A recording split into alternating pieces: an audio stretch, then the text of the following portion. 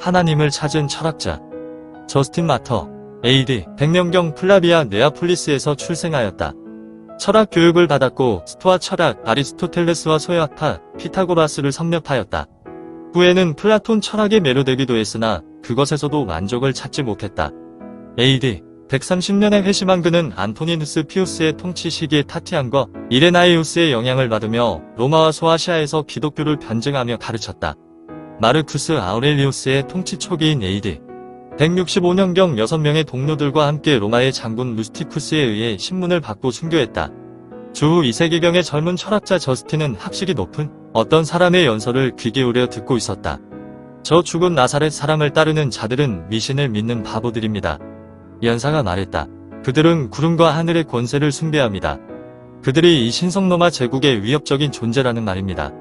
거기 모인 사람들이 대부분 고개를 끄덕였다.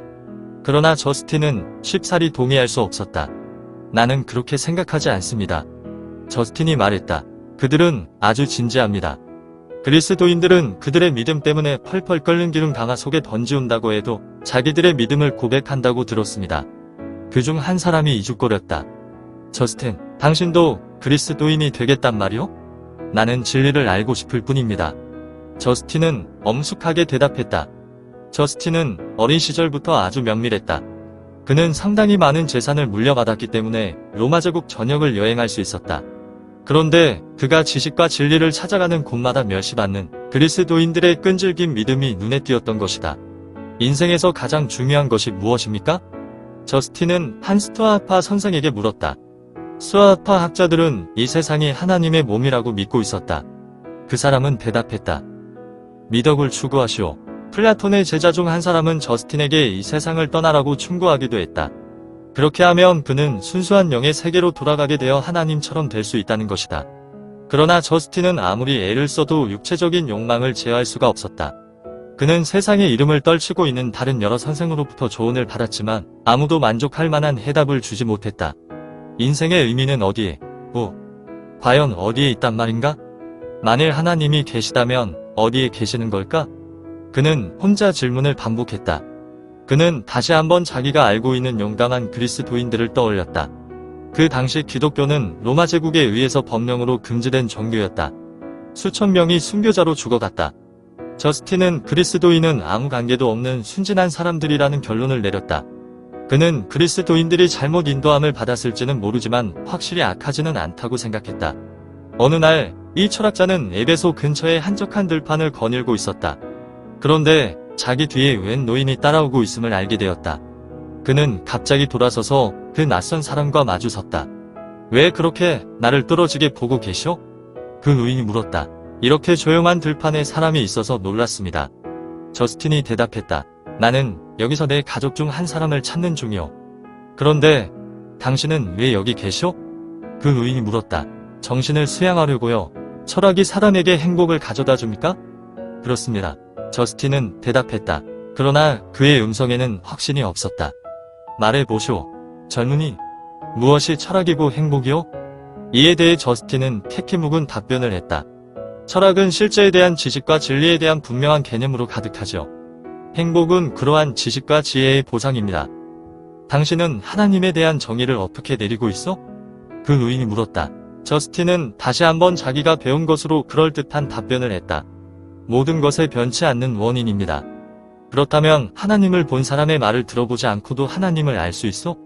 한 번도 하나님을 보지 못한 철학자들이 어떻게 올바로 판단할 수 있다고 생각하오? 저스틴은 플라톤의 말을 인용해서 대답했다. 하나님은 마음으로 알 수 있으며 마음이 순수하고 잘 준비되어 있을 때에만 알 수 있지요.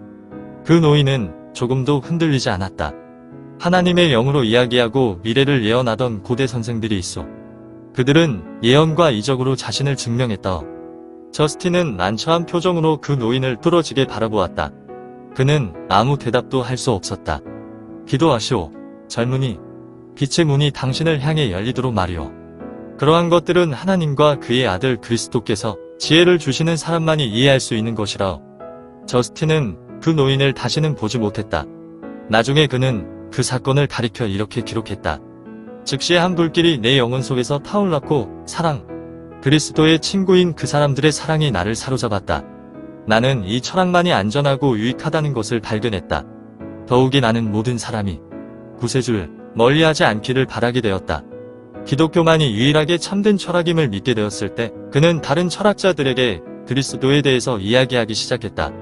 세례를 받은 후 여기저기 떠돌아다니며 가르치는 자가 되었다. 그는 에베소, 알렉산드리아, 로마 등과 같이 유명한 곳에 있는 그리스도인들의 모임을 방문했다. 그는 기독교의 비판자들과 박해자들에게 도전하기 위해 펜을 들었다. 거의 1800년이 지난 오늘날까지 그의 변증론은 기독교 문학의 고전으로 간주되고 있다. 또한 저스틴 자신은 가장 위대한 기독교 변증자 또는 믿음의 수호자로 존경받고 있다. 저스틴이 로마 사람들과 충돌하고 그의 가르침으로 인하여 체포된 것은 피할 수 없는 일이었다. 주후 163년에 저스틴과 다른 서너 명의 그리스도인들이 로마의 장관인 루스티쿠스 앞으로 끌려갔다. 저스틴과 그의 친구들은 거침없이 그들의 믿음을 고백하고 이방신들에게 제사 드리기를 거절하여 참수형을 당했다. 이 유명한 철학자는 죽은 후에 순교자 저스틴으로 알려졌다. 그의 고귀한 모범은 멸시받는 나사렛 예수를 따르기로 결단하고 기꺼이 순교하기로 작정한 후대의 그리스도인들에게 강한 감동을 주었다.